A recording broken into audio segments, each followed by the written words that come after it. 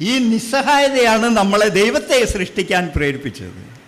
വാസ്തവത്തിൽ മനുഷ്യന് 1 ലക്ഷത്തോളമൊക്കെ പ്രായമുണ്ട്.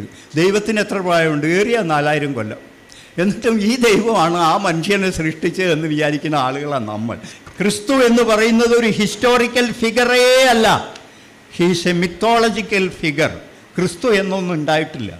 ഓരോന്നും അഴകിയെന്ന രൂപങ്ങൾ, ഒരു വണ്ടും ഒരു കൂറയും ഒരു തുമ്പിയും എല്ലാം മനോഹരങ്ങൾ അല്ലേ. എന്താ ദൈവം അതിലൂടെ പറഞ്ഞത്? ഞാൻ മറ്റെല്ലാ ജീവജാലങ്ങളെയും പണിക്കുറ തീർത്ത് സൃഷ്ടിച്ചിരിക്കുന്നു. അതുകൊണ്ട് നിങ്ങൾ സുന്ദരനാകണമെങ്കിൽ നിങ്ങൾ തന്നെ നിങ്ങളെ പുനഃസൃഷ്ടിക്കണം. അതാണ് ക്രിയേറ്റിവിറ്റി. ഈ ക്രിയേറ്റിവിറ്റി കൊണ്ട് നമ്മളങ്ങനെ സൃഷ്ടിച്ചു കൊണ്ടിരിക്കുകയാണ് ഓരോന്നായി. അങ്ങനെയില്ലേ, കേവലം രോമഹീനമായ ഈ ശരീരത്തിന് മേൽ നമ്മൾ കുപ്പായം തുന്നിച്ചിട്ടു അല്ലേ.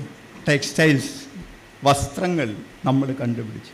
വെറുതെ ശ്വസിക്കുന്ന ഈ സാധനത്തിനെ വെറുതെ ഒച്ചുണ്ടാക്കാൻ മാത്രമേ മറ്റു ജീവജാലങ്ങൾക്ക് കഴിയൂ. നമ്മളതിനെ ഭാഷയാക്കി പരിവർത്തിച്ച് ഈ അഗ്നിയെ നമ്മൾ മെരുക്കി ഈ പുല്ലിനെ, കാട്ടുപുല്ലിനെ ഗോതമ്പോ നെല്ലോ ആക്കി നമ്മൾ പരിവർത്തിപ്പിച്ചു. നമുക്ക് വീട് ഇല്ലാതെ അതിജീവിക്കാൻ പറ്റില്ല, നമ്മൾ നിസ്സഹായരാ. ആ നിസ്സഹായതയാണ് നമ്മളെ വീടുണ്ടാക്കാൻ പ്രേരിപ്പിച്ചത്. ഈ നിസ്സഹായതയാണ് നമ്മളെ ദൈവത്തെ സൃഷ്ടിക്കാൻ പ്രേരിപ്പിച്ചത്. വാസ്തവത്തിൽ മനുഷ്യന് 1 ലക്ഷത്തോളമൊക്കെ പ്രായമുണ്ട്. ദൈവത്തിന് എത്ര പ്രായമുണ്ട്? ഏറിയ 4000 കൊല്ലം. എന്നിട്ടും ഈ ദൈവമാണ് ആ മനുഷ്യനെ സൃഷ്ടിച്ചത് എന്ന് വിചാരിക്കുന്ന ആളുകളാണ് നമ്മൾ. പക്ഷേ അത് വെറുതെയല്ല, നമ്മുടെ ക്രിയേറ്റിവിറ്റി ഏറ്റവും കൂടുതൽ ഉപയോഗിച്ചത് ദൈവത്തെ സൃഷ്ടിക്കാൻ വേണ്ടിയിട്ടാണ്. എത്ര ദേവാലയങ്ങൾ, എത്ര അല്ലേ ലോകത്തിലൊട്ടാകെ, പിന്നെ എത്ര സങ്കല്പങ്ങൾ, എത്ര കലാരൂപങ്ങൾ. ക്രിസ്തു ഒന്നും ആ മാതിരി സുന്ദരനായ ഒരാളായിത്തീരുന്നത് പിന്നീടാണ്, കലാകാരന്മാരിലൂടെയാണ്. ക്രിസ്തുവിൻ്റെ ആദ്യത്തെ രൂപം, പിന്നെ എന്താണ്, ആദ്യത്തെ ഫോട്ടോ ഗൂഗിളിലൊക്കെ തിരഞ്ഞാൽ നിങ്ങൾക്ക് കാണാം കിട്ടാവുന്നത്. അത് ക്ഷൗരമൊക്കെ ചെയ്തിട്ടുള്ള ഒരാളാണ്. അപ്പോൾ കലാകാരന്മാർ ആലോചിച്ചു, അത് ശരിയല്ലല്ലോ, ആരും കണ്ടിട്ടല്ല, സങ്കല്പമാണ്, ഉണ്ടാക്കുന്നതാണ്. ക്രിസ്തു എന്ന് പറയുന്നത് ഒരു ഹിസ്റ്റോറിക്കൽ ഫിഗറേ അല്ല, ഹീസ് എ മിത്തോളജിക്കൽ ഫിഗർ. ക്രിസ്തു എന്നൊന്നും ഉണ്ടായിട്ടില്ല.